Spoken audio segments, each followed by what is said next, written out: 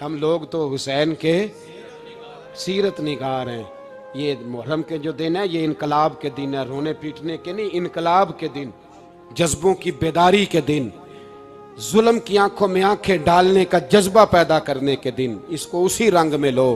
بندہ جس سے پیار کرتا ہے نا، وہ بندہ کبھی کبھی پھر پیار کا فائدہ ناجائز بھی اٹھاتا ہے، کبھی کبھی یہ بھی نقصان لوگ کرتے ہیں. پہلی بات تو یہ کہ جب پیار ہو جائے تو اس کا فائدہ جائز بھی نہیں اٹھانا چاہیے.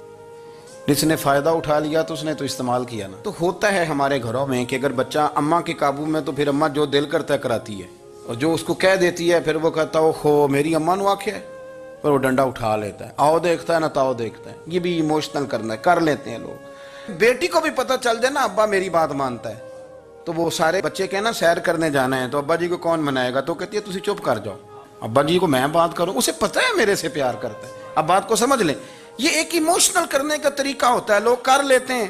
اور وہ بندہ چونکہ پیار کر رہا ہوتا ہے تو پیار کرنے والا بہرحال کہیں نہ کہیں پھر قابو آ جاتا ہے. وہ استعمال بھی ہو تو ہو جاتا ہے، لیکن وہ بندہ ٹھیک ہوتا ہے کیونکہ وہ استعمال ہو بھی رہا ہے تو ہو تو پیار میں ہی رہا ہے نا، پیار میں ہو رہا ہے نا. سمجھ لیں میری بات کو. حضرت سعد بن ابی وقاص رضی اللہ تعالیٰ عنہ کا نا اپنی ماں سے بڑا پیار تھا، بڑا پیار تھا اپنی والدہ سے.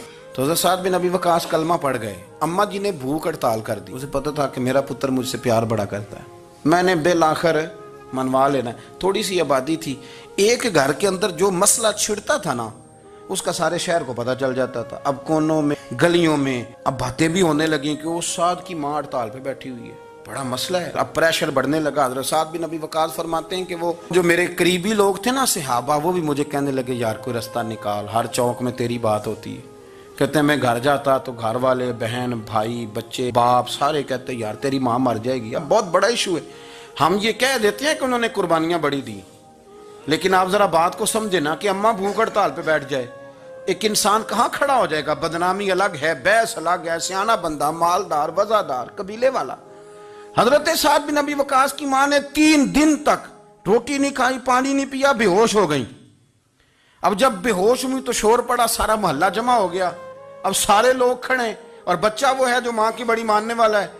اماں کے اوپر لوگوں نے پانی شانی ڈالا، ہوش آئی تو حضرت سعد بن ابی وقاص قریب آئے، کہنے لگے اماں ایک بات کرنی ہے. اماں بھی بڑی مشکل سے اٹھ کے بیٹھ گئی کہ پتر ماننے لگا میرا.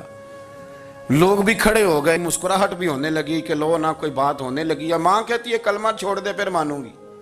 حضرت سعد بن ابی وقاص کہنے لگے اماں سن میری بات، 3 دن ہو گئے، مکے کا کوئی کونا کھدرا ایسا نہیں جس میں میری تیری باتیں نہ ہوئی ہوں، اور قبیلے کا علاقے کا کوئی شخص نہیں. لوگوں نے بڑی باتیں کی، اور لوگ جب باتیں کرنے پہ آتے ہیں پھر اوپر تک جاتے ہیں. یہ بھی کہا کہ کیا